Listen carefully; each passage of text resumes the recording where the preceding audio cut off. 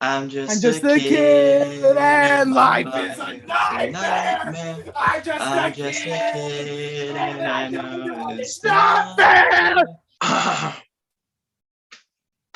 Welcome, everybody. Thank you, listeners, for tuning in to ASDF Batman's Working Title Podcast. We got a favorite guest over here. Whoop, whoop. We got the motherfucking BC wherever I am pointing at in the screen. I don't know where he is looking at him right now, but I'm BC, behind say you. something. You're behind. Yeah, I'm right behind you. That's where I I am. am you. Oh, dang. Man, I'm hot now. Yeah. All right, say something to the crowd, BC. Hi.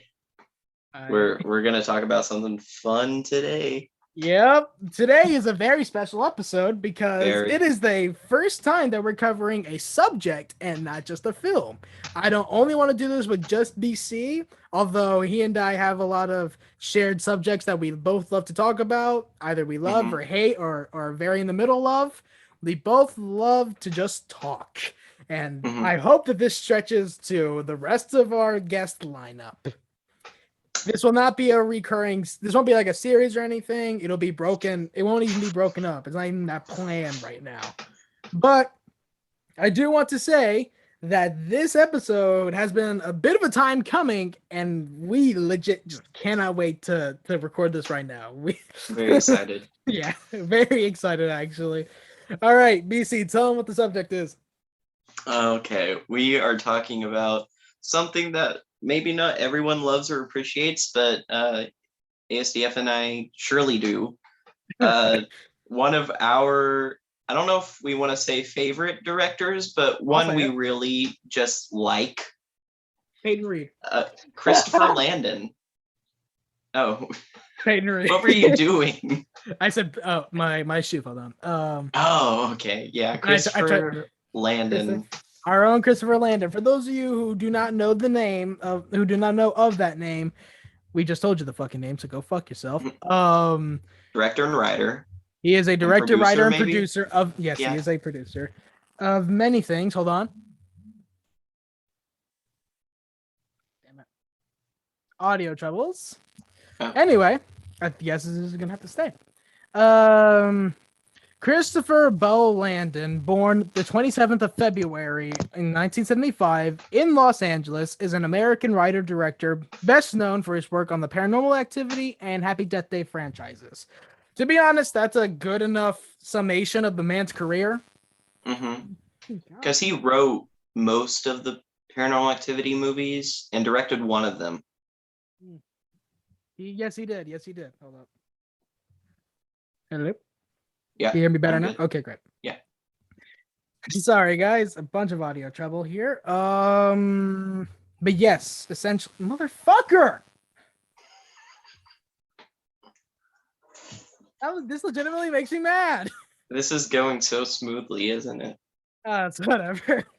Anyway, happy Death Day. I guess I'm gonna have to speak loudly now, more loudly than normal. Happy Death Day is the film that put him on the map. I have no qualms with that claim. Pretty Um, much. I don't think Scout's Guide ever did that well. nope, it was a flop. And the Marked Ones was just another Paranormal Activity movie. It really wasn't his movie, And it was one of the it few seems. flops of the series. Yeah. Sorry. I have COVID. No, I don't. I'm joking. But anyway, Christ, just a man. cough. Just a cough. Anyway, but yeah, I will agree. Happy Death Day was the first movie that ever felt true Landon to me. And I know he's only made like two other movies past Happy Death Day 1, but I don't know, like Happy Death Day to You, and Freaky is just such a good trilogy. Even though Freaky doesn't follow the plot of Happy Death Day 1 and 2. Mhm. But I guess let's Well, start a little earlier than that though. Let's go over I was gonna ask, do you want to do this chronologically when he directed and released them? Or Yeah, we can do that. That'll I'm work. just I was gonna say that's what I am thinking. His first ever his feature debut was Burning Palms, of which BC and I had never seen before. Yeah, but neither of us have seen it. Yeah, but we want to remedy that and make a follow-up episode for that film specifically. Well, so actually, so the purpose of this episode is not only to review each Landon film and how much we appreciate or do not appreciate anything like that. Like we want to review each film of his, but we also want to rank them. Maybe I'm down for that if you are. I could do that. I mean, there's only 4 I have to rank. It's not too hard. I've seen 5 out of his 9 films, one of which has been released and we have not seen, and the rest have not been released or are just impossible to find. Yeah. But yeah, let's start with the very first film that both I don't know if you have seen this one. The Marked Ones? You said you haven't seen that one, right? I've only seen the first Paranormal Activity movie, and I really don't want to sit through 5 other ones just to watch his entry. Even though I do like him as a director and writer, I don't think I want to watch a bunch of movies just to get to his part of the series. I gotcha. The only reason why they're all connected, not only in style, is that the family that is the people that are haunted in the first film, they have some semblance of a connection with everyone else. It's either in the same house or second one is like, is the second one like their son? Or like, I can't remember. So I can't remember either. I've never seen it. I just remember reading a plot description one time. Mm-hmm. But yeah, the series follows a sort of connection, whether it's in the same town, the same like canon of sorts, but it's always usually a new family, and they usually just wipe the slate clean with the same old scares. Well, same old. I guess I could watch the Marked Ones on its own, but at the same time, if it's like a numbered series, I do want to watch them in order. Well, technically it's not numbered. It's just Paranormal Activity, the Marked Ones. But I do see I'm a completionist myself through and through. So if I watch a first film in a franchise or series, I have to watch the rest. I have to. I'm going to have to finish it at some point because I have seen the first one and I liked it. I thought it was a solid movie. So I'll definitely watch the sequels, even if they're not that good. 2, 3, and 4 are numbered, I believe, though. Yes, right? They are. Yes, they are. But the Marked Ones is not numbered. Is that 5? Yes. What is Ghost Dimension? 6. 6. Okay. And Next of Kin, which we just discovered exists on fucking. I didn't know there was a 7th one coming out. To be honest. Number 7. I can't believe it. I can't believe it. No fanfare for the teaser.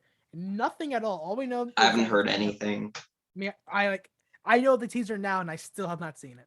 I will probably watch it after this recording, and then I'll probably ask BC to watch it to see what he thinks. I'm very sure. So which yeah, go ahead. Which ones did he write? I know he directed Marked Ones, but I think he wrote a few others. He wrote all the way from 2 all the way to the Marked Ones. Okay, so 2, 3, 4, and 5. All right, that's cool. Oh shit! Wow. Hold up. Oh, one little fun fact I know. I believe, what's Girlfriend Freaky? Catherine something. Catherine Newton. She wasn't her like first film role in Paranormal 4, I believe. Or like one of her earlier film roles was in that, and that's why she. Wait, hold up. Yep, number 4. Number 4. You're right. And that's why she was cast in Freaky, because he was a producer and writer on Paranormal 4 and had met her. Yes, sir. The only reason I know that is because I watched an interview about why, like, with him and Catherine. So I can't wait to see her in Ant-Man 3. Can't wait to see her in that.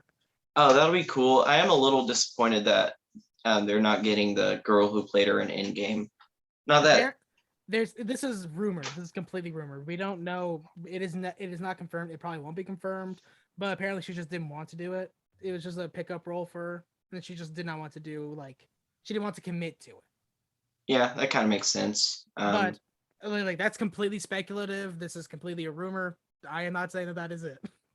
Like, I also thought it kind of sucked because at the beginning of Endgame, it shows Hawkeye shooting arrows with his daughter.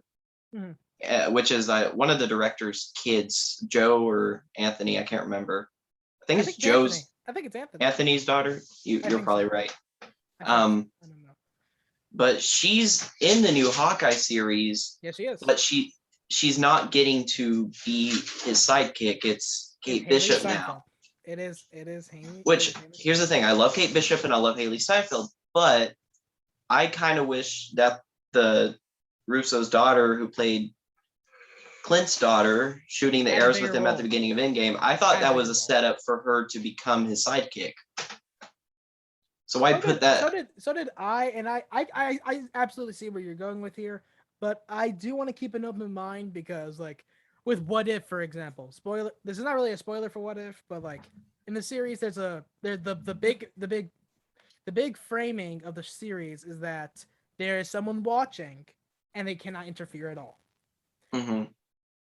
I always thought that was useless, but then as the series goes on, it gets really cool. Yeah, it gets really cool. That's all I'm gonna say about that. And I think we need to get back to Landon. Yeah, Landon. Sorry. Nah, it's cool. So I'm just gonna give you a mini review of the marked ones. For my experience with Paranormal Activity, I really like the first one. Really, I was about to say love. I can't really love it because I think it's a little too indicative of well, you can't really get too indicative of another film that uses that same style. You can't really. Mm-hmm. But it felt way too close to home to Blair Witch Project, and ultimately just wasn't as interesting to that for me, even though I have a bias because Blair Witch Project has like filmmakers getting haunted, and I have a bit of a bias there. Mm-hmm. But as the series went on, it did get worse with every entry. Like number 2, it was like a slight downgrade. 3 lower. 4 went up. I could not believe it. It was actually really good. And then hold up, let me make sure I have my. Okay, right. Marked Ones is the 5th movie. That was completely my bad. The Marked Ones is 5th. Just mentioned is 6th, unless I got that right. Yeah, you got it right. Oh, okay, my bad. I'm no sorry, problem. Guys. I'm not this dumb in real life. You can ask BC. Well, actually, don't ask he him. is. I was like, don't ask him. And next to kin is okay. I got 7. It. Great. Right. Number 7. And then this was like probably the biggest downgrade since Paranormal Activity 2. I like that it has some form of culture to it, some Latin culture to it. I did like that touch a bit, but overall, it's a greatest hits collection that became really old, really quick. It just became that. And it's not Landon's fault, probably. He's way more creative as a director and writer. He is way more creative. He likes to take way more risks with horror, especially modern horror. Modern horror is his motherfucking niche. Yeah, definitely. And it is like he wants to make a new type of horror with all this modern stuff with this generation's like tools that we have today that we use constantly. He wants to make horror with that, and I cannot believe that not many other directors want to do this, except for other indie ones. Yeah, one of my favorite things is that he is younger in terms of Hollywood. Like he's not an old timer who was hired to just come and direct this random thing. He writes and directs pretty much every film he makes, and it always has this touch. Usually, I haven't seen the Marked One, so I can't speak for that. But it doesn't have a such because it's Paranormal Activity. It follows a format. If it was Christopher Landon, I'm very sure he'd if it was just him and only him, I'm very sure he'd forego the found footage thing, or at least do something interesting with it, like with 4 and 3. My speculation on that is that since he had been writing quite a few of them for so long, they probably just couldn't find a director that was willing to work for however much they wanted to pay, so they just grabbed the random writer and just had him do it. I do think that is essentially how it happened.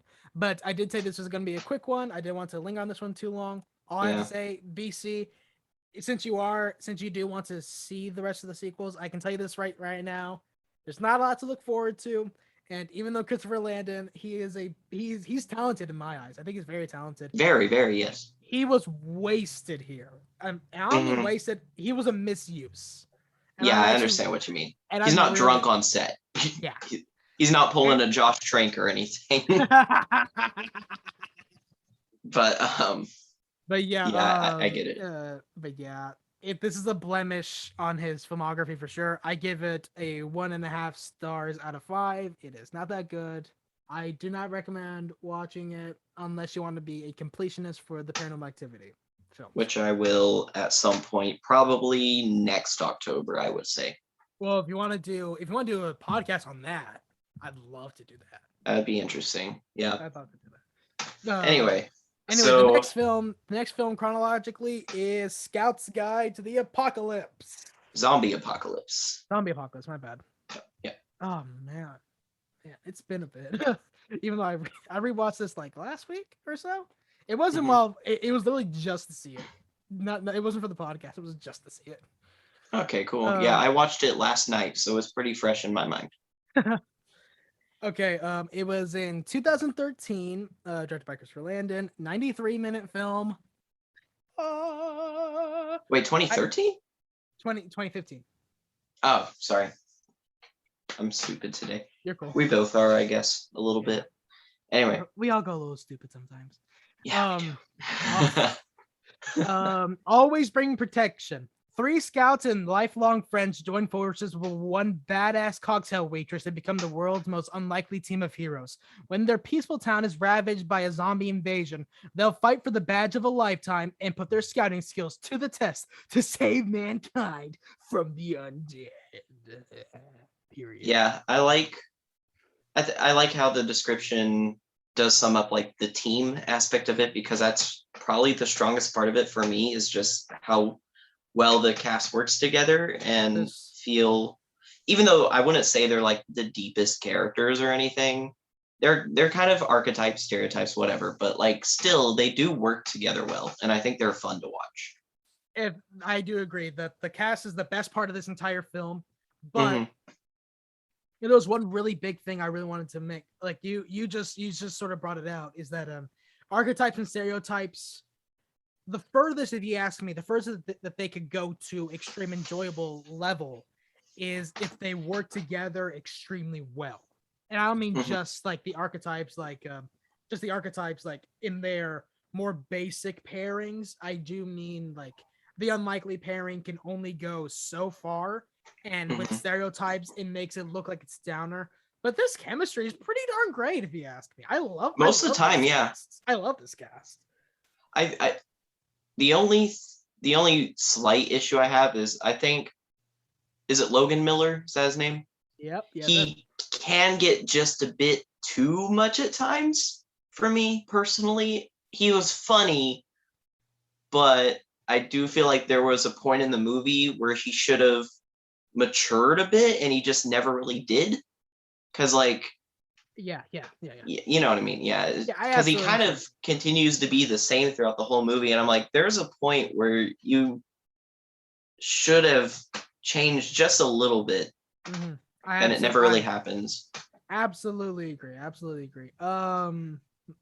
He was in the most, like, when I saw him in the movie, I was like, oh, Love Simon guy. Have you seen Love Simon?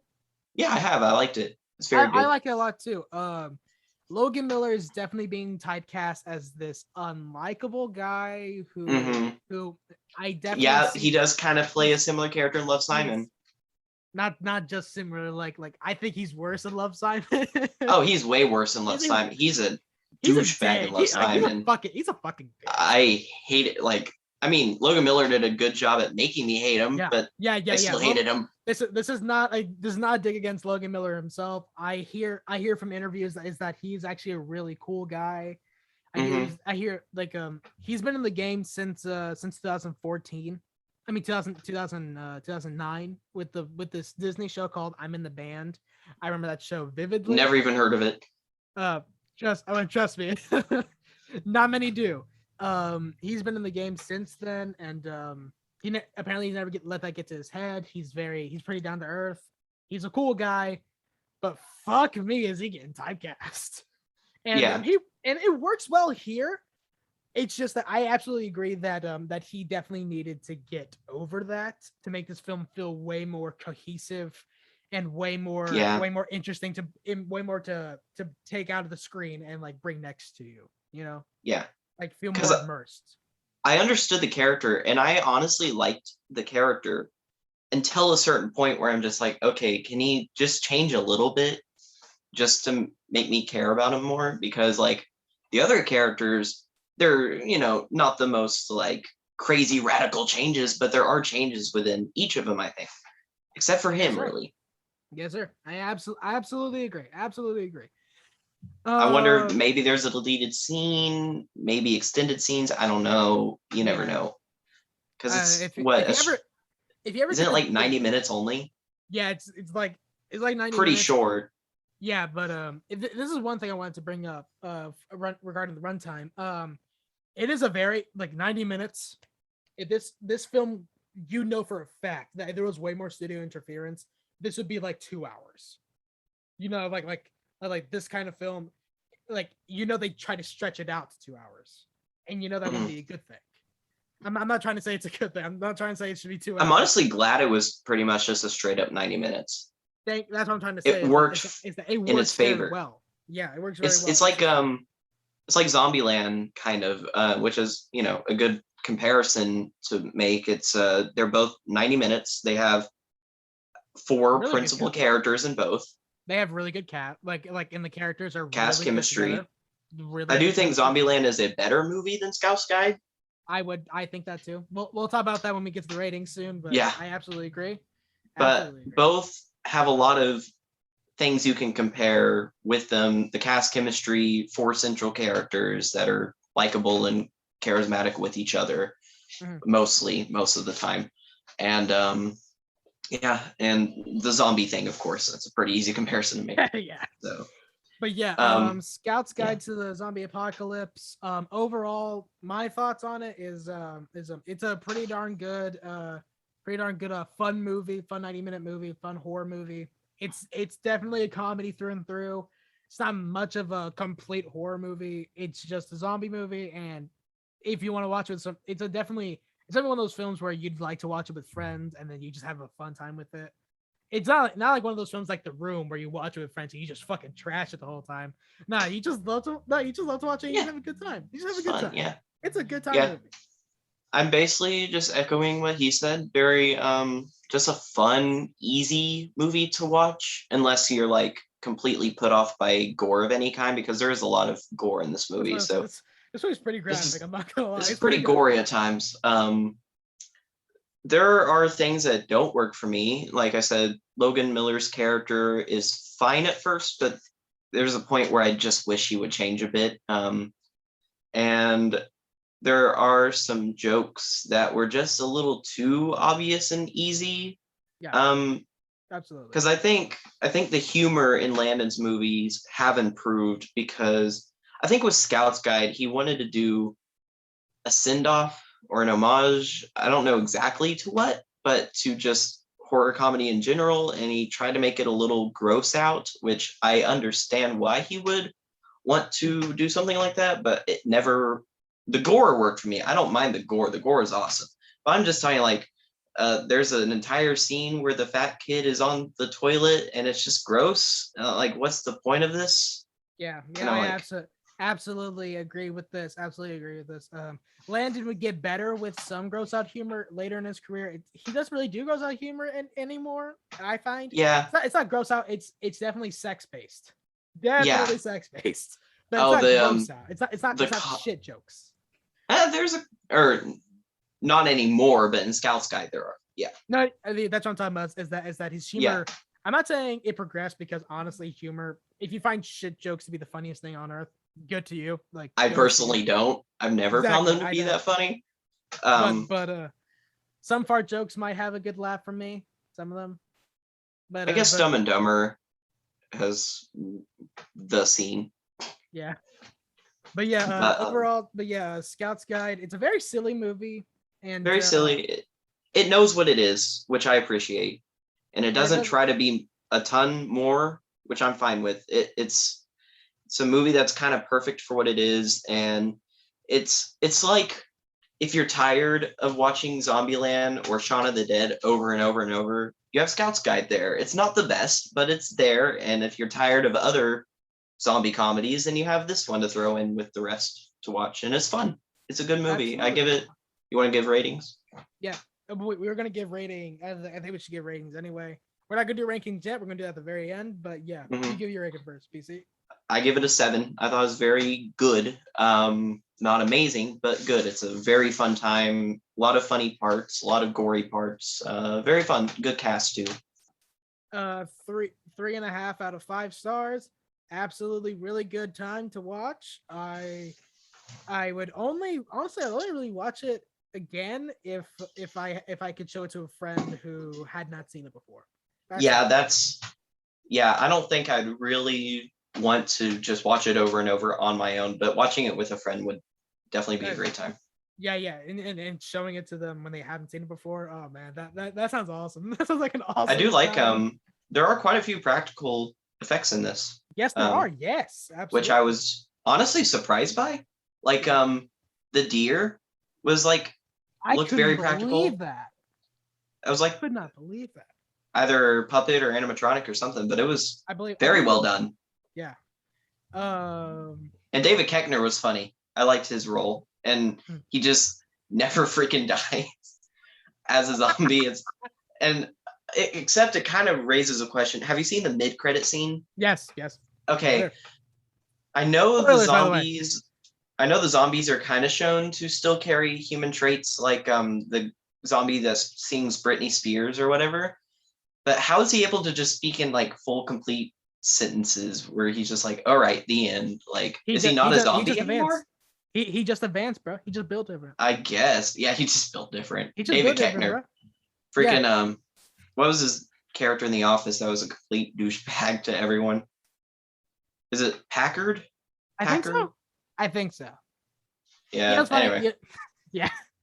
Anyway, Scout's Guide to the Zombie Apocalypse. We both give it a 7 out of 10. Pretty darn good. Watch it with a friend, or if you watch it for the first time, you'd probably like it the first time alone.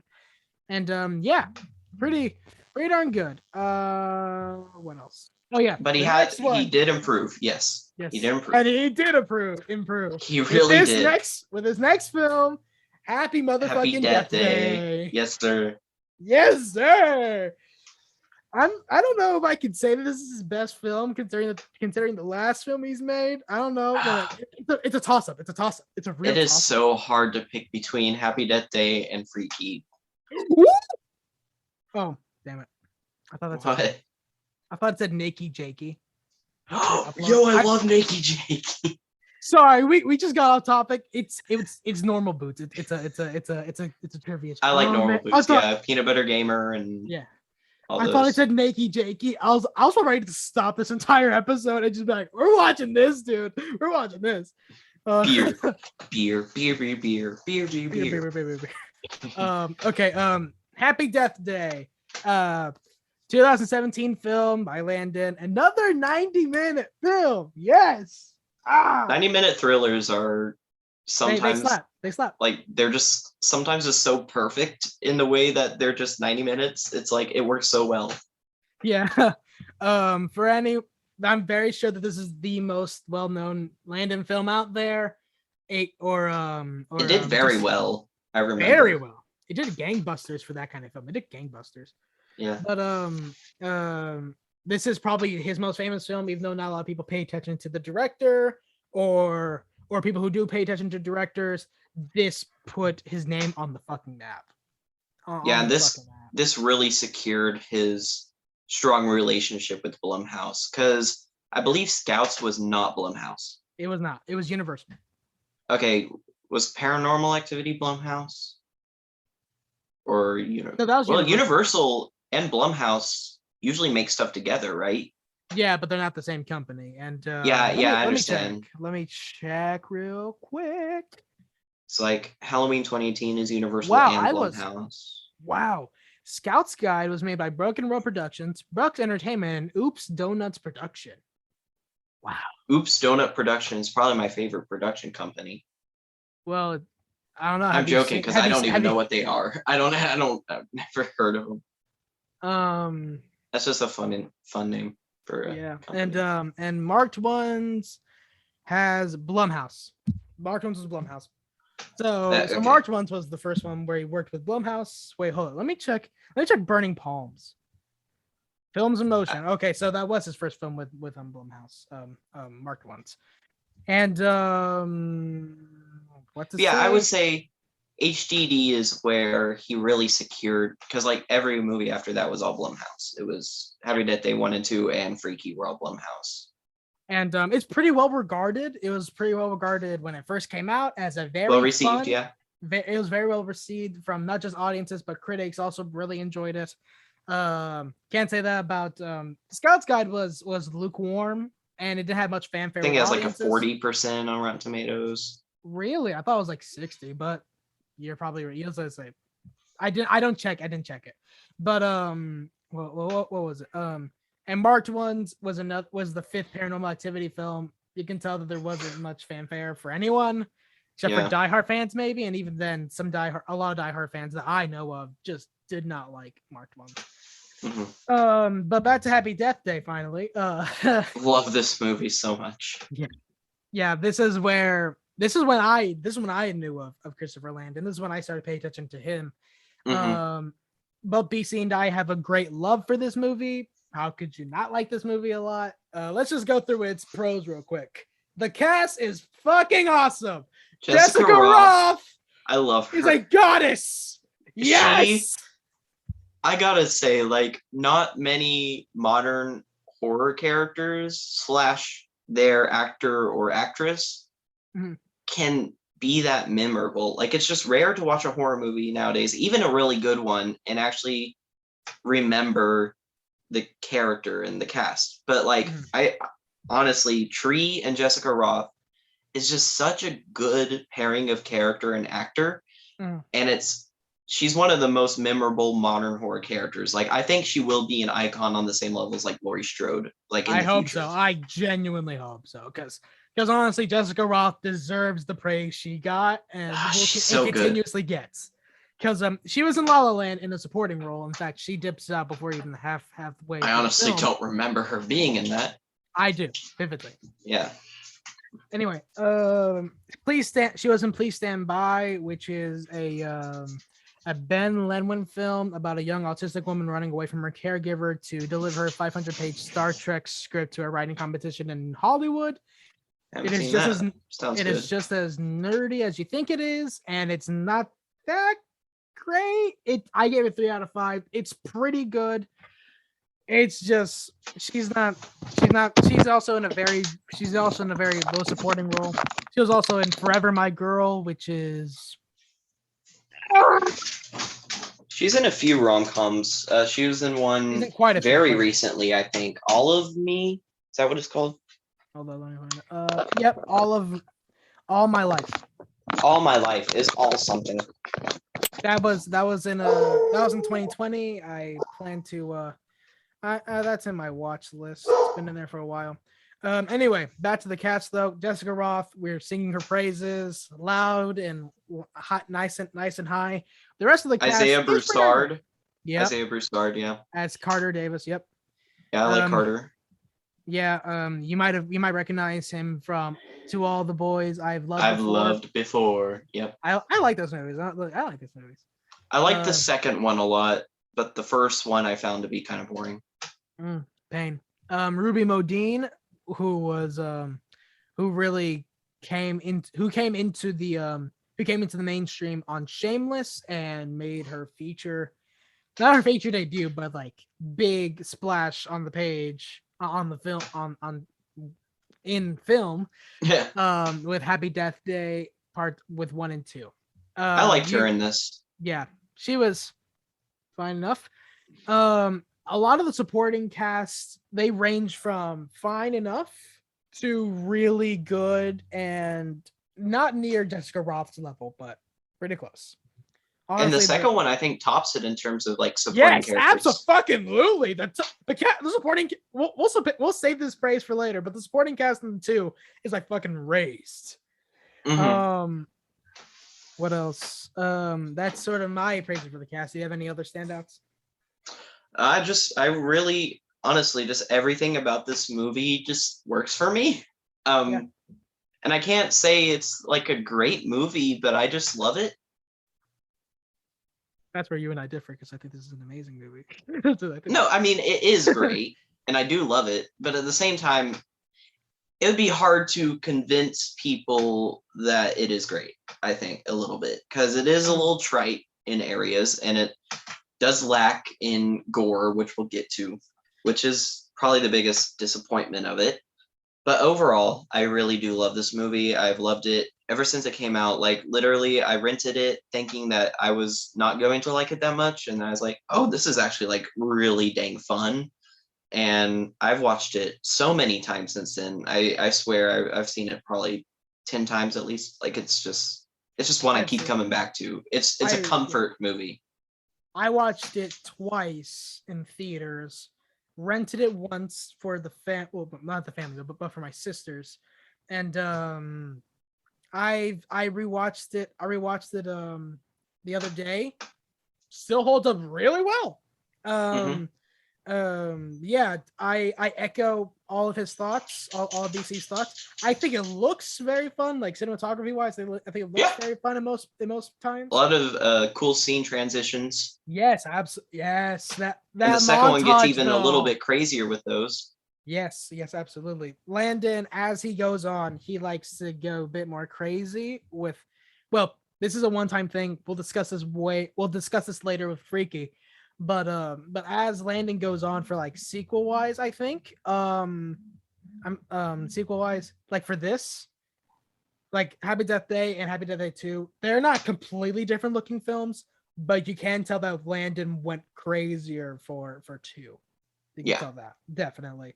And what else was I gonna say? The writing for a Groundhog's Day, but even more deadly, is a fun concept that could be fucked up so easily, and yet but it's not. It is used to its best ability, honestly. Here, I love it here. I have a controversial opinion, real quick. You better fucking save it. You better save it. You're saving it. All right. But yeah, honestly, there's only one big con I have with this film, and I'm very sure it doesn't bother you that much, BC, because you still love it. I love it still, but there's only like one big con I have with this movie, and it's that it is not R. It's PG-13. And while I do not think that PG-13 films, like PG-13 horror films, are bad, there's a lot of them that I really like. It's just that, don't you think that this could have like thrived so much? Like with Freaky when that was rated R, like you can have that much fun, but with Happy Death Day, it seems like the perfect mix. I think it's like two sides to the coin, because the tone of this movie really doesn't support it being really all too scary or violent. Yeah, I hear that. Like, it is basically a rom-com with horror and slasher and sci-fi elements thrown in. But I've always seen this as a rom-com movie. Like, and it works very well in that light. And I like that it throws in other elements to make it not just a typical rom-com.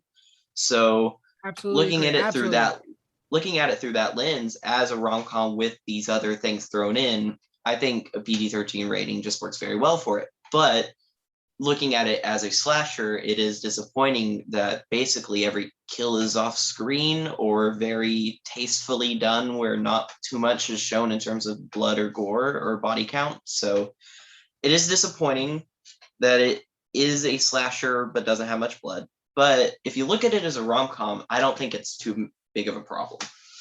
That's sort of my whole spiel, is like, I do agree with the two sides of the coin type of thing. I absolutely agree. But with Freaky, we're gonna bring up Freaky a lot, guys. We're gonna bring it up. Yeah, we already have. So good. It's so good. Freaky's so good. It's so great. With Freaky, it made me reassess Landon as a director and how fun he can get. And I'm not really gonna say Freaky's a rom-com. It has some romance in it. It has some. We'll talk Happy Death Day is a stronger rom-com than Freaky is. Absolutely. It is way more like its identity as a rom-com is stronger in Happy Death Day than Freaky. But with Freaky, there's still a lot of romance elements, and it's rated R, and you have no fucking idea how happy. Like, there's a dark time. The dark timeline is when Freaky was PG-13. Yeah, exactly. That is the fucking dark timeline, and I don't want to be there. I am sad for that timeline. I'm sad for him. But yeah, like if there was a timeline where Happy Death Day was R but Freaky was PG-13, I'd be more mad because like exactly. Happy Death Day still works as a PG-13 for me, whereas Freaky Which is would not work as a PG-13 at all. I love Happy Death Day. The only thing that really holds me back is that big potential. I think I do agree that it is mainly a rom-com with a slasher background, absolutely. But with that slasher background, I don't know if it's just me being a real traditionalist or something for slashers, for horror or something. Mhm. But I do want there to be a lot of violent stuff. I just want there to be a lot of violent stuff, and that's why I don't love it as much as I could. I mean, there are still some pretty creative deaths. Oh yeah, creative, absolutely. But man, I can tell you this: it like looking at it with Freaky in my mind. Even when I take away Freaky, I think to myself, "Damn, I would have loved to have seen like some graphic stuff." But that's only a wish thing, you know. I definitely don't think that, like, for any listener who has not seen Happy Death Day yet, or anyone or interested, this does not kill the movie at all. It is absolutely a great film. Absolutely. In fact, we're about to give our scores here in a second. But for me personally, I would have loved for it to have been a rated R and just be not just a slasher film. I'd love to keep the story intact, just show more kills. Like just show it all, you know, not keep it all off screen. Like, you know, for a fact that montage would have been so much more fun if you saw like guts spilling out or something. If it was like a Deadpool 2 thing, that's that would be kind of awesome. Yeah. That's if you actually, that's sort of like the only part, not the only part, because there are a lot of kills here. There are a lot. Yeah. But well, especially if you count every single time she dies. Yeah. And I would have loved, and I'm not saying that every single kill would have had to been horrifically graphic, but still. Well, part 2 gets a little bloodier in parts. Yes, absolutely, yeah. But part 1, yeah, that's just me though. I definitely am not saying this is a bad movie at all, just because it's not rated R. I'm just saying that there is some missed potential for me. I'm very sure it's not missed for you. Very sure it's not missed for you. Good for you, man. I liked it. Exactly. I think it works. Yeah. Here's the thing. Most modern horror movies, especially ones specifically aimed at a teen or young adult audience, can get very cringy because usually it's a writer that's very out of touch. Like, I think the writer for Wish Upon was like a 60-year-old woman or something. It's like an old lady who wrote that film. Whereas Landon is pretty much early 30s, late 20s. He's younger, he's more hip. I just said hip. I sounded like a 70-year-old man right there. But Landon has a way of making modern horror movies that are aimed at a younger audience, but not making them overly cringy. Do you want something that's gonna blow your mind? He's almost 50. There's no way. He was born in 1975. 25 years goes to 2000. 21 years, 46. He is 46. You let me talk for like 2 minutes about how I thought he was like 25 years old. I didn't want to pop your bubble until just now. With that build up, with that pressure with the bubble, it was too perfect. It was too jerk. God. I just popped your motherfucking bubble, bitch. That's hilarious. That's kind of hilarious because, like, I can't wait to hear like the listeners from this podcast I talk to. I can't wait for them to like. It's too good. It's too good. But anyway, I'm not mad though because at least he still is like so in touch. I think. Yeah, he's very in touch. Like yeah, exactly. Like as a director, I'm not gonna call him completely old because he's almost half a century old. But if you ask me, that's not too old. Like when people say Michael Jackson died at age 50, he was so young. People say that all the time. Yeah. But yeah, and he was very young. He was very 50 is a pretty young age for. And who knows? Maybe he wrote some of these scripts a long time ago. Exactly. That's what I would have. I'd love. Man, maybe these were ideas swimming around in his head for a while, and they finally came into fruition. Who knows? I don't know how long. I'm not Christopher Landon. Yeah, I'm not Christopher Landon. Maybe he wrote it in the 90s. Back in the 90s. Maybe he was trying to be the next. I was in a very famous TV show, but yeah, maybe he was trying to be like Kevin Williamson and just never got off the ground until 2015 or whatever. Yeah. But Scott's good, final ratings. BC first. I think on my letterbox I have it in an 8. Although it almost seems a little low for just how many times I've seen this movie. If we were going purely on like how many times I've seen a movie is the score I give it, then this would be like a 10 just because I've seen it so many freaking times. But I think taking into consideration just a few of my nitpicks with it, and it's probably an 8, maybe an 8.5. I'd give it I give it a 4 out of 5 stars. So very 8, yeah. great. It's a very great film. Great movie. Absolutely phenomenal. I believe there's some missed potential. You don't think so? Absolutely fine. Like absolutely fine. I mean, I definitely wouldn't complain if there were more gore. Right. Because I would. Right. But I wouldn't complain if like I am complaining now that there isn't much more gore. But like as a whole, do not think of this as like this film is like completely bad without that. It's not like it was washed out with soap, because there still is quite a lot of violence and a lot of deaths, and it's not nearly as clean as I might have made it out to be, but I mean, there was a bong kill. The bong kill was pretty great. It makes you clap. It makes you clap. Yeah. Okay, but, go ahead. Also one more thing, and we'll get to this more with Freaky, but I think there is a reason why Landon is more in touch despite his older age. And we'll get into that with Freaky. I'll keep that in mind. You may know what I'm talking about or not. I don't know. Yeah. The next one, Happy Death Day to You. All right. In many ways, an improvement, and in some minor ways, a step back. Now tell us your controversial take. No, that's not my controversial take. I was going to say that I liked both Happy Death Days more than Groundhog Day. I don't like Groundhog Day that much. I've never liked it. Good.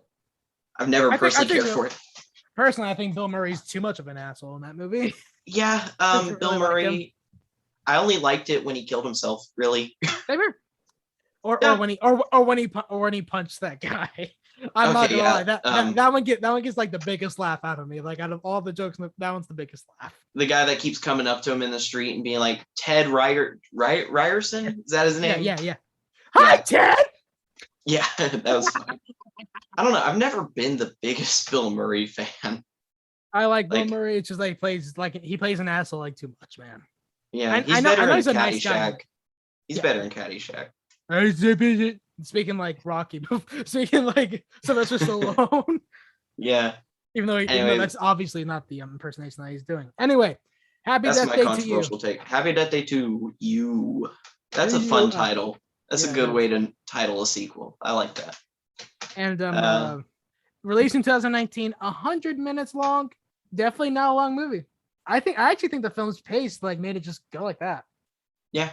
I think the film goes by quick. Even with all the explained sciencey stuff, I think it goes by quick. Yeah. I thought it kept, especially just the camera movement was always very fluid. There was a lot of cuts, but not to the point where it hurt your brain or anything. Mm-hmm. But it was a very fast-paced movie, and it worked. And I don't mind it having an extra 10 minutes of runtime.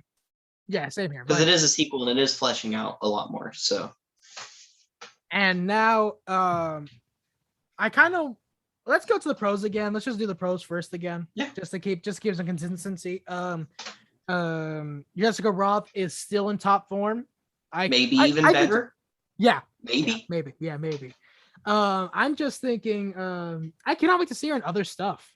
I want to watch the rest of her filmography and just see how well she does. Yeah, but at the same time, I feel like she'll be playing some pretty generic and bland characters. Yeah, same here.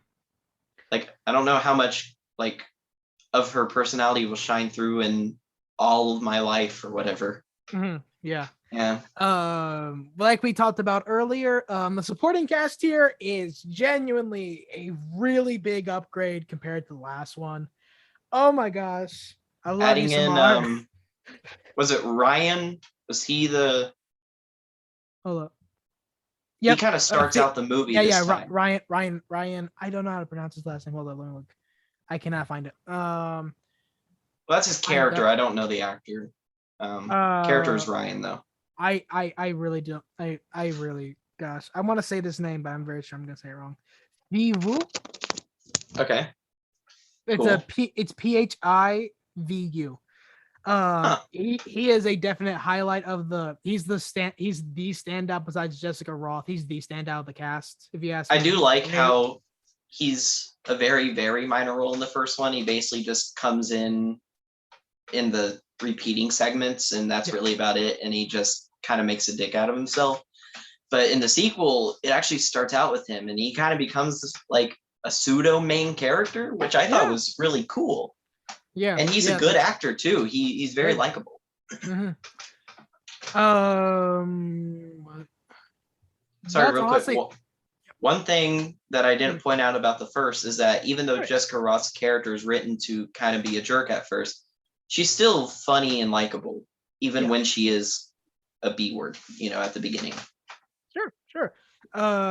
Definitely gone through that character arc. And one thing I love about her in this, she goes through another character arc, Yeah.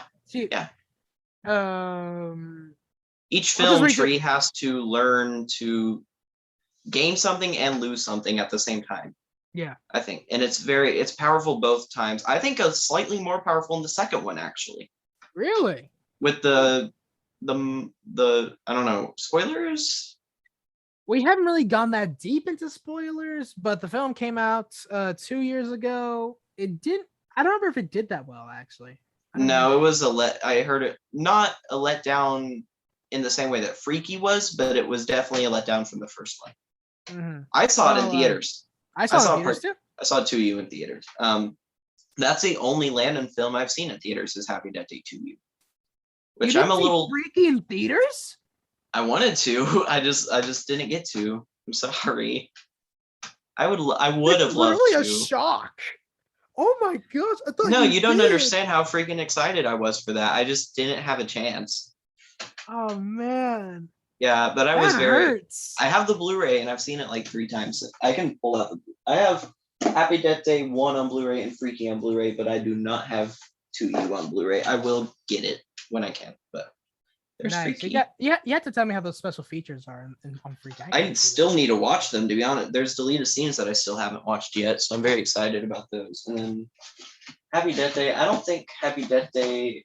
I've seen the special features for Happy Death Day. I think there's just like an alternate ending type thing. There is I have not seen the alternate ending. It's basically the same, just slightly explains like a subplot a little bit more. It's not really all that interesting, to be honest with you. All right. Nice. Pretty solid. To go back to Happy Death Day 2, I'll just read you the synopsis and then same thing again, but different. Death makes a killer comeback. Collegian Tree Geldman wakes up in horror to learn that she's stuck in a parallel universe. That is everything that I needed to read when I first heard it was coming out, and I was sold immediately. I was sold. Yeah. Her boyfriend Carter is now with someone else, and her friends and fellow students seem to be completely different versions of themselves. When she discovers that Carter's roommate has been altering time... Yep. I love that part of that sentence so much. She finds herself once again the target of a masked killer. When the psychopath starts to go after her inner circle, she soon realizes that she must die over and over again to save everyone. And yeah, that's essentially it.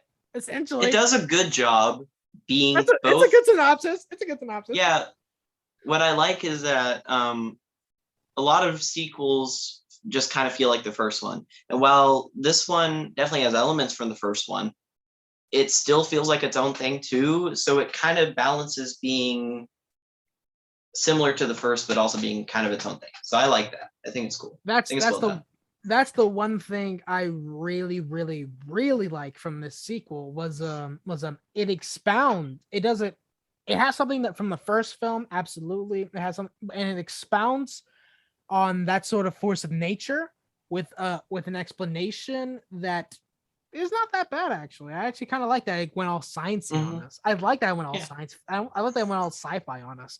And I'm not saying that an explanation was fully needed in the and like a full explanation on how the forces of nature had made the first film happen. I'm not saying we needed that at all. In fact, I think it's better without it. I think the first one was better without that explanation. But the second one, to make itself stand out more, it does the exact opposite, and I love that. Absolutely, I give the sequel mass respect in that front. Give it mass respect. It is. I don't know. It's such an interesting horror sequel because it's not like Halloween 2, where it's just, oh, it's Halloween, but in a hospital. You know, it is dealing with new concepts,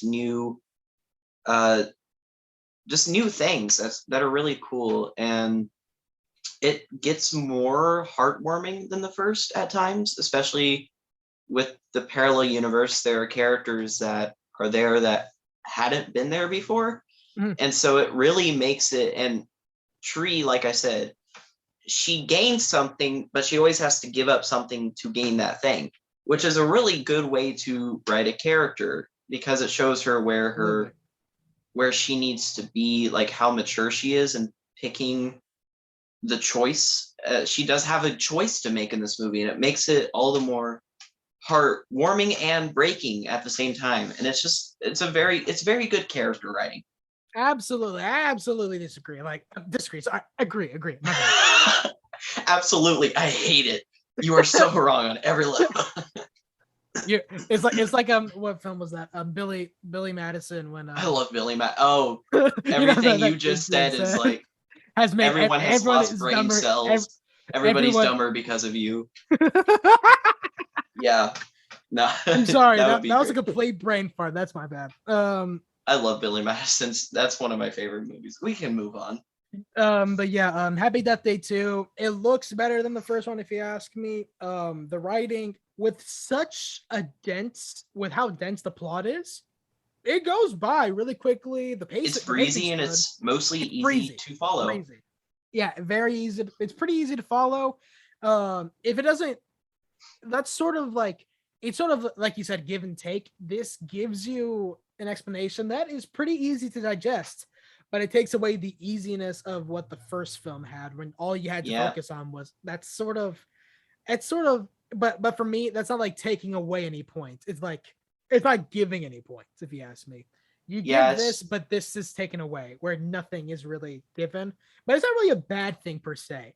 It just makes me see this film as lesser than the first film. But I'm very sure. Do you like this one better than the first, or do you like the first one better?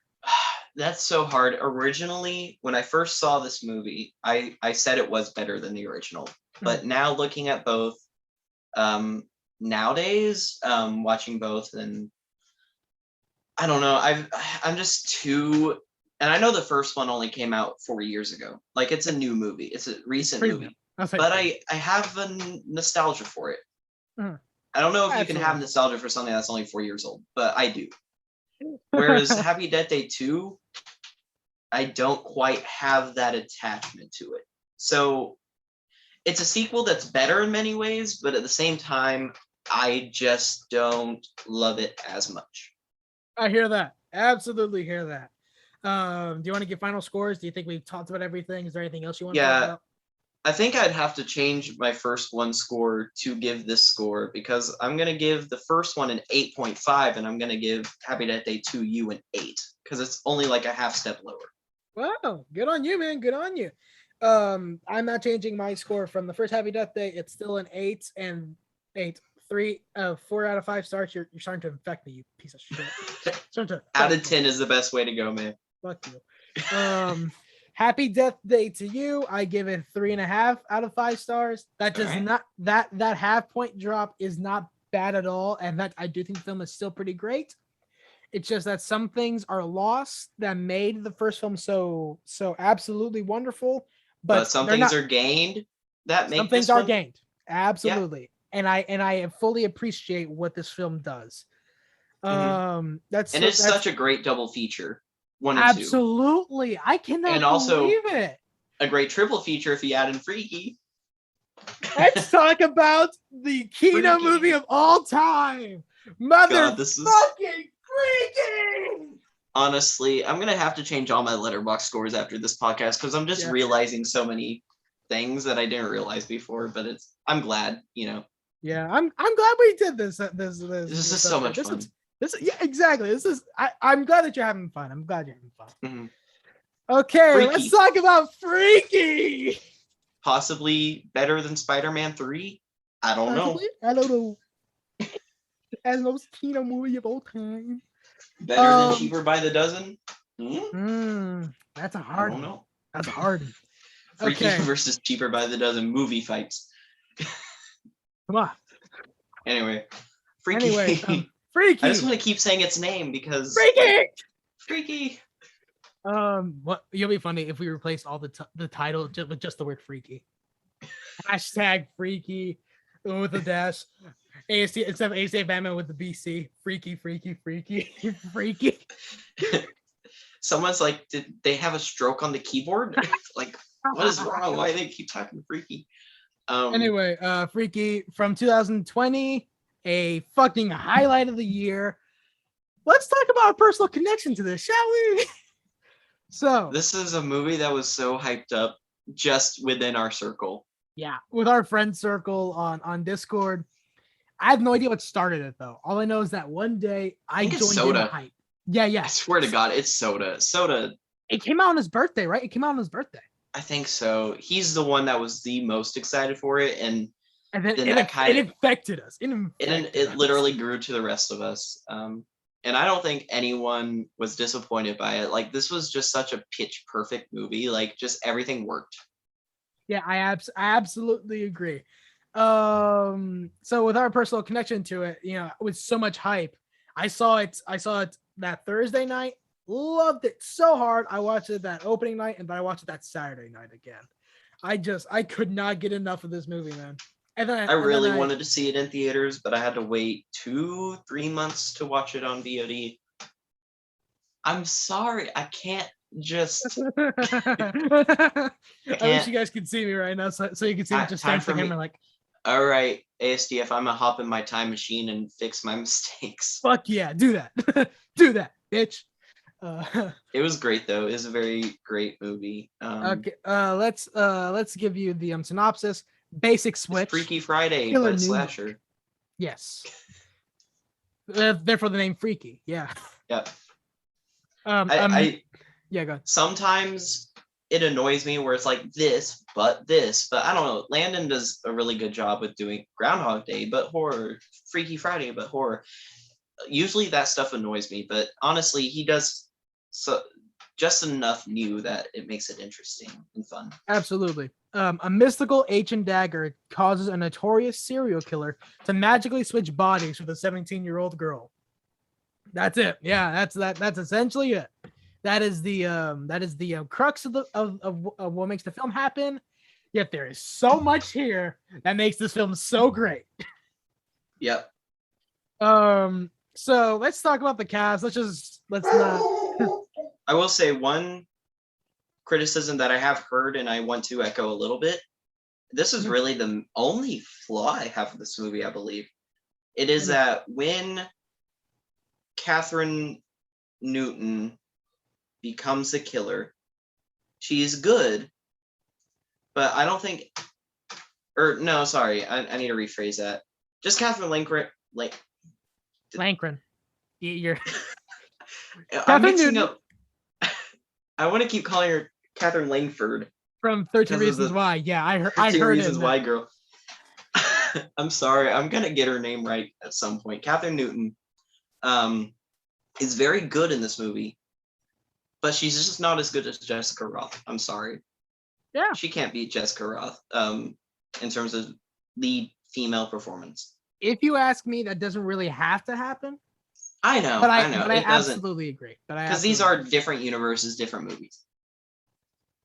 Yeah. But since we're talking about them in a row, like together, it is. As a protagonist, she is. Catherine Newton is not my favorite. She's like my second favorite. Yeah. Jessica Roth is top tier, absolutely. But don't let that shut you down from Catherine Newton's performance in here. She's really darn good. She's still really darn good. Very, very good. And Vince Vaughn is very good too. Vince Vaughn's awesome. Vince Vaughn's I actually think he's very menacing in this movie. I think he's very menacing until he isn't, and he's really good as that too. He's funny as hell, dude. Yes. I haven't seen a performance from him that was this funny since maybe Dodgeball back in 2004. Dodgeball. Yeah. So with Vince Vaughn, wait, what was I gonna say?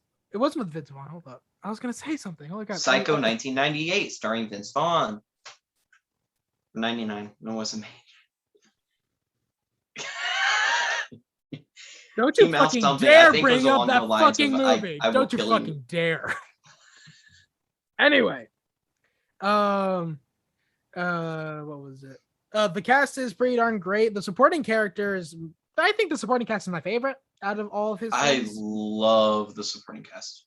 Even though Josh is a bit rapey, like with one line. I mean, I think that was maybe like a first draft thing that they just forgot to rewrite because his character is so good the rest of the movie, and that one line is just like, where did that come from? Yeah, exactly. It felt so. I remember in the theater, I was like, ah. I audibly went ah, and then I winced. There was no one there. There was no one there, so I went ah. That would have been an awesome experience, man. What, screaming at like all the kills in this? Yeah, it was. The projectionist up there is like, you having fun down there? I just went, hell yeah! It was a fun experience. It was fun. Yeah, I would have loved that. And that Friday, there was like 5 people there. They all had as much fun as I did. Yeah. But anyway, yeah, the supporting cast here is my favorite out of all of Landon's films. I guess we could start talking we'll have a whole section dedicated to what is the best in all these categories that we've been talking about. We'll save all of that talk for that after we talk about Freaky. The cinematography, by what I remember, I've seen this movie a lot, but by what I remember, it's nothing special, but it's still pretty darn good. It works. I don't need every movie to be shot by deacons, or Richardson, yeah. Yeah. Yeah. Robert Richardson, yeah, the guy who was cinematographer for almost all of Quentin Tarantino's films. I need to look up more cinematographer names so I don't always have to just say Deacon. Deacon. Yeah. Deacon. Yeah, Freaky's very good. And earlier I made a point that I think there's a reason why Landon is a little more in touch with modern sensibilities, and that is because he is queer, I believe. I forgot what kind of. Is he gay or bi or? No, he's let me look it up. He confirmed this in an interview. Hold up. I know. I've seen it. I just can't remember. Which brings in a really good point. There's a really good scene in this. You know exactly what scene I'm talking about. Yes. I guess we'll talk spoilers now. In the car. Because honestly, in the car. Yep. My favorite scene in the entire film, probably. It's my favorite scene. Could have been bad, but it wasn't, and it was surprisingly sweet and genuine, and I loved it. Yeah. Hold up.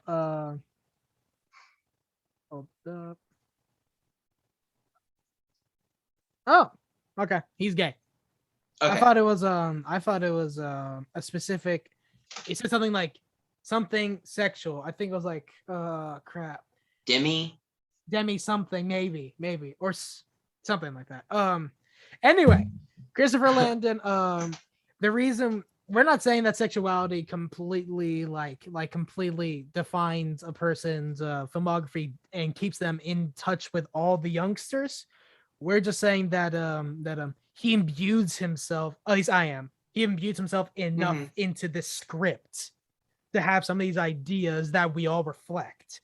It's not really doing it on purpose. It's just a coincidence. It's not a coincidence because, come on. Yeah. Talking about sexual themes in Freaky, absolutely. That is absolutely a theme in this movie. But it's something that's perfectly culminated that wasn't done solely for that purpose. If you ask me, it's a perfect mix.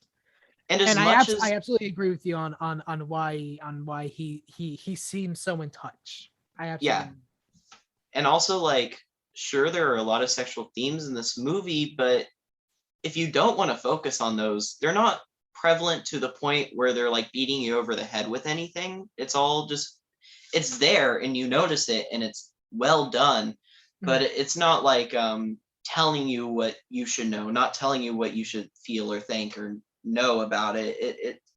It's done in such a perfectly subtle and unsubtle way. It's there, but it's not there. It's just really well done. I really love, just there's so much context to this movie that just makes it better every time you watch it. Because like first viewing, oh, fun horror comedy.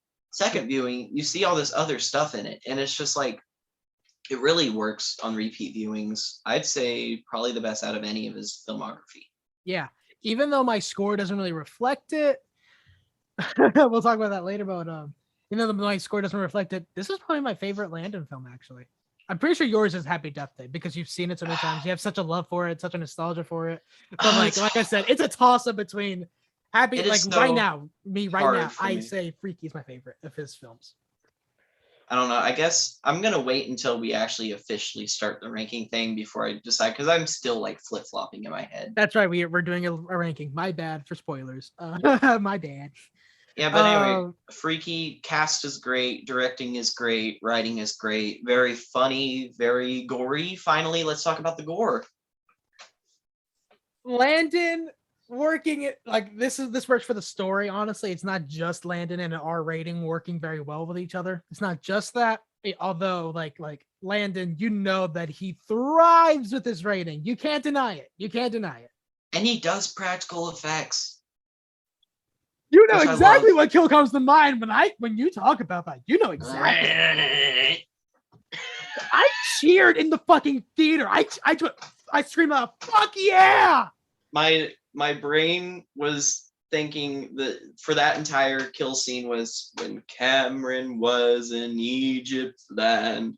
Let my Cameron go. Let my Cameron go. It's so funny. It works so well. Just, it's so good. It's so good. Yeah, the kills in this movie are really top notch. The R rating really made this film stand out in his filmography, and it really helps imbue that. And I cannot wait to see what he does next. Honestly, I'm very excited. Wait. It better be a crossover between Happy Death Day and Freaky. He says he wants to do that. He says he wants to do that. It needs to be done. Or either he says he wants to do that, or he said they're already in the same universe. I don't know. Okay, so I think do Happy Death Day 3, whatever that's called. Happy Death Day 3. That's the name of it. That's the name right now. Happy Death Day 3, Freaky 2, and then we cross over them after those sequels. Yeah. Or maybe like the end of Happy Death Day 3 teases Freaky 2 and then Freaky 2 is the crossover. I don't know. However they want to do it, but they need a crossover. That'd be so good. Ooh.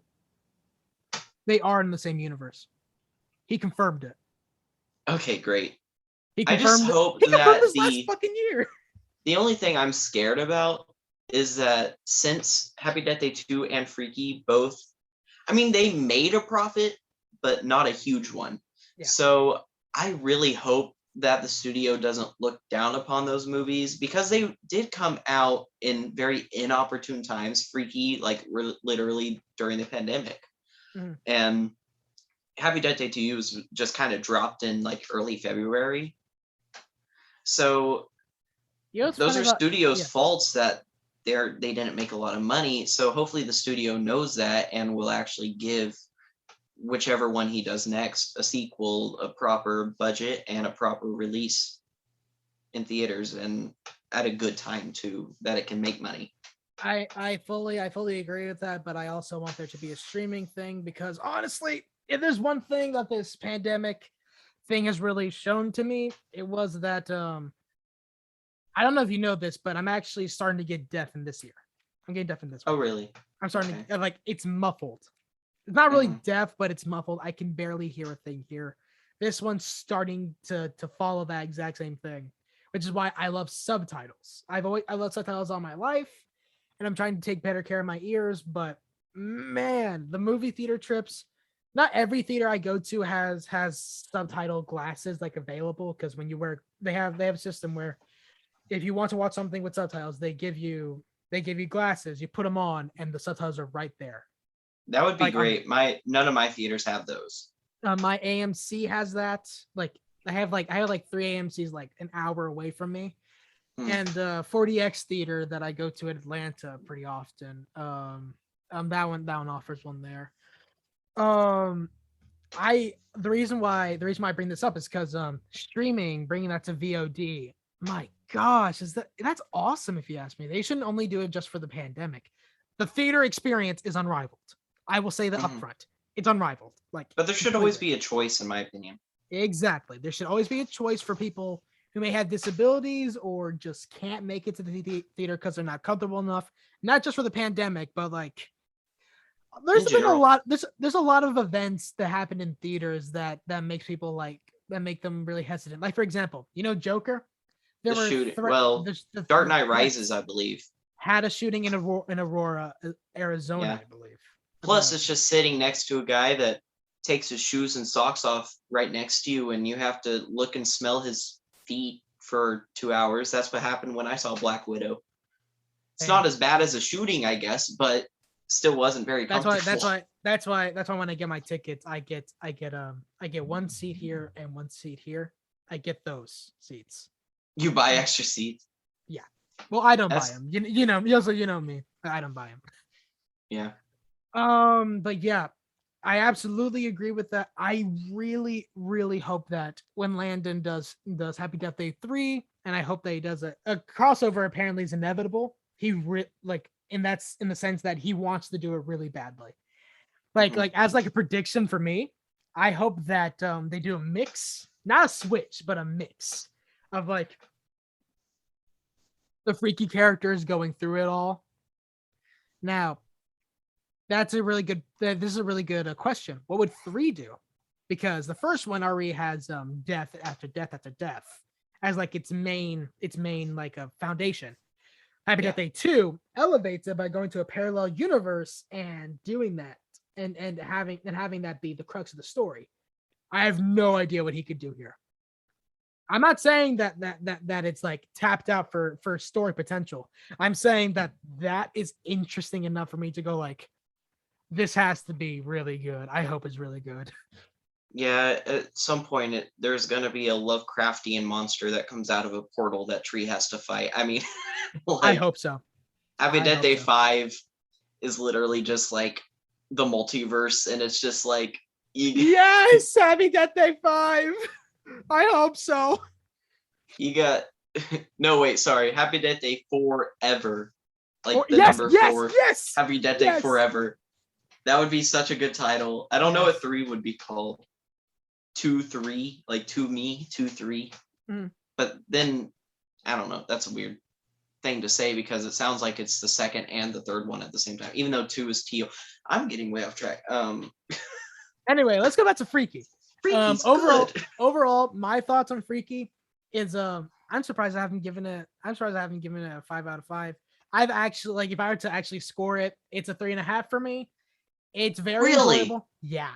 Yo, that's lower than I thought. Here's the reason why. Lower than Happy Death Day, really. Yeah. Even though it's gorier. I think it. We'll get to that, but the reason why it has a missed opportunity that I wish like I don't think the film is like you guys know me. I love this film regardless. But dude, imagine how much better it'd be if we got Catherine Newton as the Butcher. If we got more screen time with that. Oh my gosh, we already have the best kill of the movie. We have the best kill in there. But man, I just thought, damn. I know the story is all about the body swap, and we focus way more on Millie as the Butcher. Absolutely, that I would not change that at all. But man, did I want more?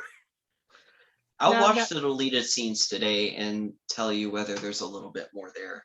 Just text you later. Yeah. It's 3.5. It's been 3.5 for a year now. What I can say about it now is I'm surprised I haven't given it a 5 out of 5 earlier. I think I'm gonna give it a 5 out of 5 now. Fuck it. Really? I'm gonna give it a 5 out of 5. You're going a whole freaking 3 points up. And it's higher than Happy Death Day for me. I'm very sure you have that at like the same score, but you can't choose between which one's better. I'm definitely gonna do some switching around when we get to the ranking portion in my mind. You know, it's just once you start talking about things, you realize so much. You know, it's just more things become clear. Is there anything we missed about Freaky? We touch on the sexual themes. Writing and directing was very funny and to fully bring home everything. Christopher Landon really wrote and directed something that has sex as a theme, not just as an activity, but as a sort of identity with gender and everything and sexuality. It's not like American Pie type stuff. It's no. It's done tastefully. It's done tastefully, and it brings in some really cool concepts to me. Mm-hmm. Like it's really cool. Like, and I have never seen a film like Freaky. I'm very sure we will never see anything like Freaky ever again, if you ask me. Freaky's too freaky for anything else to be freaky. Yeah. It's a specific. If you ask me, it is a lightning in a bottle thing that Christopher Landon has hit like once before. He hit lightning with a bottle with Happy Death Day, with it being as successful as it is and as fun as it is. And this one, it may not have been as successful as Happy Death Day and such, but God damn, do I love it! I love that he hit lightning in the bottle twice in his fucking career. It's awesome. I think he'll do it again. I hope he does. I'm not saying that he won't do lightning in a bottle again with another film with like another story. I'm just saying that I'm very sure there'll be nothing like Freaky, and there'll never be anything like Happy Death Day like when it first came out. Yeah, I get that. Your score for Freaky? Dang, like I think on Letterboxd I have it at like an 8. Mm-hmm. But I don't know. I kind of want to raise it to a 9. I kind of want to leave it. Let's do the ranking.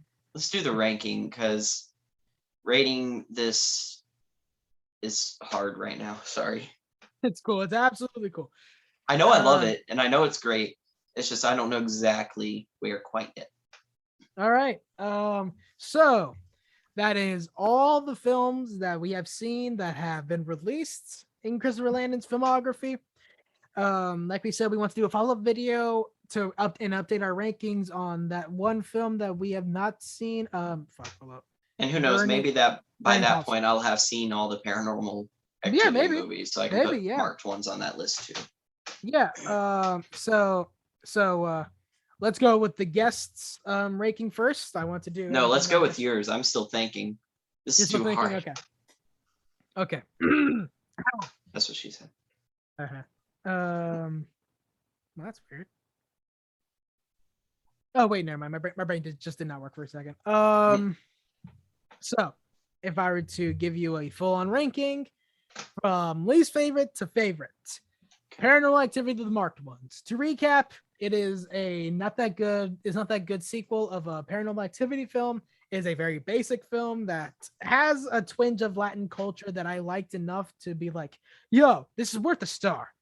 And half a star for even trying. Stuff that good. Don't watch it unless you're a completionist. Then next is hold up, sorry. God damn it, hold up. So the next one is Scout's Guide to the Zombie Apocalypse. It is a very fun movie. For me, it doesn't have much replay value, which I don't think should always be a factor in many types of films. With this kind of fun film, I do feel like there should be more fun to be had even past the first viewing. I totally agree. Like a drama should only really be watched one. Like Phantom Thread is an amazing movie that I've only seen one time, and that's probably how it's going to stay. But a fun movie like this should have a lot of replay value, and this one doesn't quite hit the same replay value that Freaky and Happy Death Day have. Exactly, absolutely. I like it. I really like it. Don't think that it's a bad film because of that. Honestly, the jump from marked ones to Scout's Guide is fucking large for me. It's number 4 in my ranking. Happy Death Day to You is next. A very good film that expounds a lot on the first Happy Death Day film which is quite a highlight in the first film being a highlight in Christopher Landon's um, ranking, filmography, and just a really fun film, way more replay value than than Scout's Guide. I can say that much, even though I've seen it like twice, I think. But yeah, Happy Death Day to You, definitely fun, just not near the levels of the next film and the film after that. The next film, Happy Death Day, definitely the film. If you ask me, it's the definitive Landon film. It hits that niche that has his tone, his writing, his directing, that is all over his films. Like, I think he's a very specific director, and Happy Death Day is like the definitive film for that. I agree. Yeah. And my favorite film of his, from least favorite to favorite, is fucking Freaky, a film that really expounds on everything he's done so far and makes it all into this very big, cohesive, big idea film that is just fun to watch. I have so much fun with it constantly. I've seen it like, what, 8 or 9 times already? I am surprised my rating of 3.5 stood. It's probably going to be a 5 out of 5 if I had the balls to change it, like literally in my head. It's not even like an actual rating, like actually scoring it. If I were to like actually score it, like right now, I'd probably give it a 4.5 out of 5. But as it stands, Freaky is my favorite out of all of them. I think it's his crowning jewel, his crowning achievement. And while it's not the definitive Landon movie for me, I definitely do think this is his best film to date. And I cannot wait to see more of him. Did that help you gather your thoughts some? Yeah. So in last place, I've only seen 4 of his movies. So at 4th place, we have Scout's Guide. Again, very fun. I like it. There's nothing too like terrible about it. It's just that there are things that I wish happened that didn't quite happen, and it was a little too immature at times for me personally. But overall, I still find it to be very fun. The only way I would really watch it again, though, is with a friend. I don't think I'd watch it again by myself. Yeah, that's sort of what I meant by replay value. Yeah. I don't mean like it's completely like spoiled for me like all the way. If I were to show it to a friend who might like zombie movies, those dumb kind of movies, those fun movies, who has not seen it before, I'm very sure I'd have fun then. But it wouldn't really reignite something like a love for it or something. Yeah, that's me though. And number 3, I also have Happy Death Day to You. So my bottom 2 are the same as yours. Yeah, I really like this movie. I think it does a lot right for a sequel, and in some ways it is better than the first. I think it is a little more heartwarming in places, like it has a little more of a emotional edge over the first one. But there is just a little too much going on for me, whereas the first one is just such a tight movie that is just it just always fits together and it always works together and it never feels like it's going too far in any way. Happy Death Day to You is just not quite as tightly written or directed, I think, even though it does a lot new that is very creative and fun. I just think the first one's just a little bit more I keep saying tight, but that's just what it is. Tight.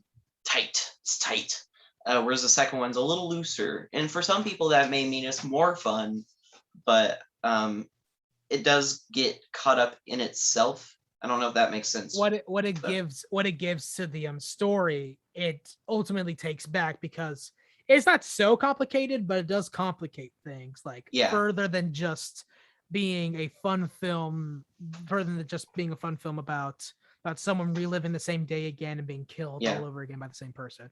There's intrigue in that and there's simplicity in that. But once you try to explain something else that happens that has the sort of same format, it does sort of add on to that.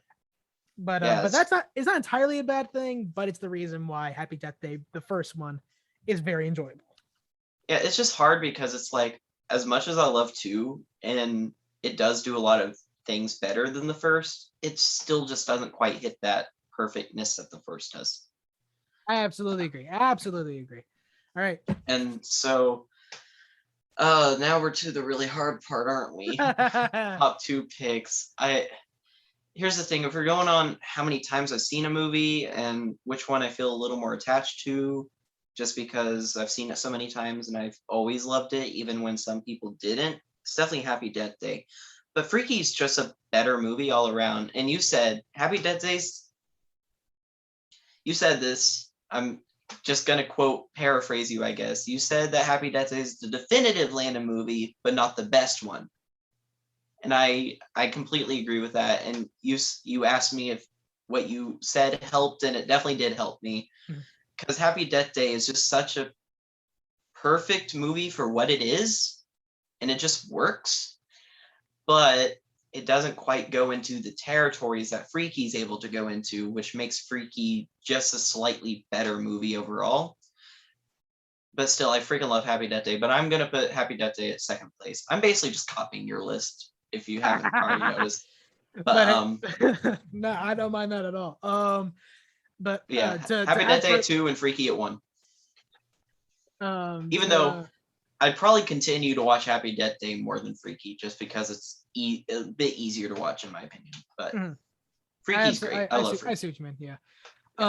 For me, why I like Freaky way more than Happy Death Day. Happy Death Day is a definitive Landon film, but Freaky, it doesn't make a completely new Landon film, but it furthers on that sort of. It's not an archetype because he's only had like what, 6 feature films. He doesn't really have that much of an archetype yet.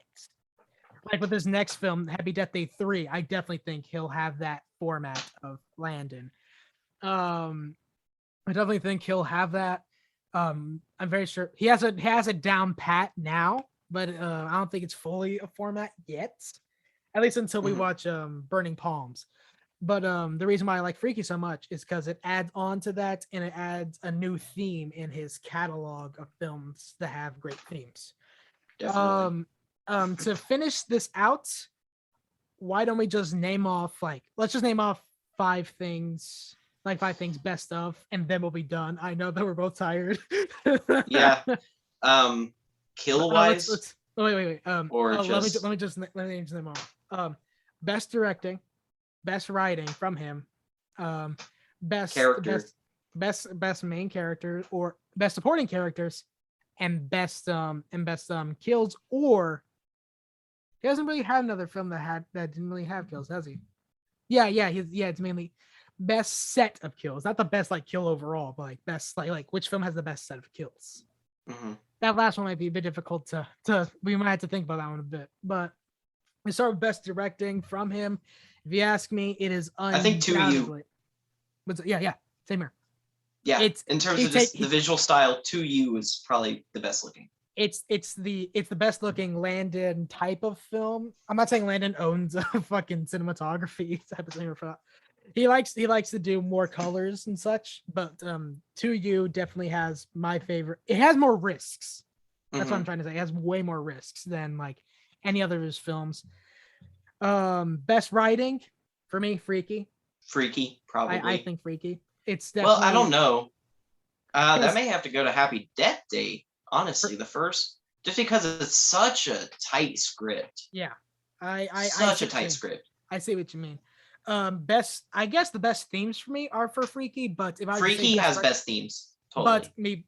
But I'm gonna have to agree with you there for writing. I'm gonna have to agree. Happy Death Day, like we said on Happy Death Day, that whole type of story that's Landon all over it. Yeah, Happy Death Day. There's no wasted moment, but also it never feels like there's something cut out. It's just such a perfect 90 minutes. It just works so well. It goes by at a breezy pace. It's brisk. I love it. But it doesn't feel like anything was cut down or chopped out or anything. Yeah. Best main character. Come on. Tree. Come on. Tree. Jessica motherfucking Roth. There's no contest. Yeah, she's the best. Best supporting casts, if you ask me, Freaky or 2U. Both have really good. Actually, Scout's Guide has a fun supporting cast too. Yeah, it's a fun supporting cast. Yeah, I absolutely agree. But for me, it's Freaky. What are you thinking? We gotta have a definitive, man. We gotta have a definitive. I don't know. All of them have great supporting casts. I'm gonna just switch it up here and say Scout's Guide, just to throw it out. Honestly, cool, because I had David Koechner and Cloris Leachman and Denise. I forgot her actress's name. Mhm, I like that. And Halston Sage, I think, and Patrick Schwarzenegger. That's a very fun supporting cast. Yeah. All right, and lastly, this wasn't much time to think about it. Best set of kills. If you ask me, it's a tie between 2U actually, 2U and Freaky. It's a tie for me. I guess it depends on gore or no gore, but Freaky, yeah, definitely Freaky. But 2U has very creative ones. Yes. Even though they're not gory. Like it's not. I'm not saying that gore has to be a big thing, even though I made a big deal of it in Happy Death Day and our talk for that. I'm saying that the best set of kills can put creativity in the mix, gore in the mix, effectiveness in the mix to you. Might be Freaky. It might be Freaky because Freaky is the only Christopher Landon film I cheered in the theater. It's the only one where I made noise and like loud noise in the theater.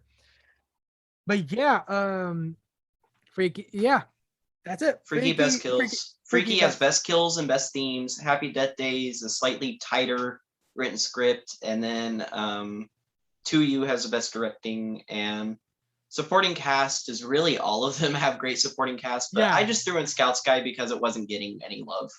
Yeah, and so I just threw it out there. All right, so our rankings are essentially the same, just that I have marked ones on there. We both plan to watch Burning Palms whenever we can. Yeah. We plan to make a follow-up episode. It won't be too long. It'll just be a short review of that film and where it goes in our ranking. Is there anything else you want to add, BC? Anything else? Christopher Landon, I can't wait to see what you do next, and I fully support and appreciate and respect and honestly love your work. Even if not all of it is, Landon is not Wes Craven or John Carpenter levels, but he's very good, and I do think he can reach an iconic status after he does just a little bit more in his career. And he's probably my favorite modern horror director. Good. That's awesome. That's awesome, man. That's absolutely awesome. Very far up there. I mean, Mike Flanagan's a hard competition. Yeah. And James Wan too. James Wan. We just fucking James Wan. Yeah, Christopher Landon's up there. He's somewhere. My favorites. I wanted to drop a segment on you, but I'm also very tired. And I think I have to go pretty soon too. All right. We'll save the surprise segment for the next episode. Just write it down or text it in the chat, whatever you need to do with that. But alrighty. All right. Hold up. Let me sign you off. Thank you, BC, for joining me in this episode. Thank you for Thank you for doing this extremely big episode. This is a big episode. We were recording for a good bit. Comprehensive, to say the least. Yeah. Except for Burning Palms. Yeah. Put that on the watch list for soon. Thank you for being here. I greatly appreciate you wanting to be on the show, and I greatly appreciate you being here. You're an awesome person. Love you very much, my man. Absolutely love you. And we love you, viewers, or viewers, listeners. No, we don't. Fuck you. No. And we appreciate your time. We know this is a long episode, but we thought with all just the watch it on 2x speed. 2x speed, yeah. We know that there's a lot of people out there who are listeners that we know that love Christopher Landon. We thought that this would be a fun one to do. We'll definitely iron out some kinks later on. We want to do this again soon with more subjects instead of just films.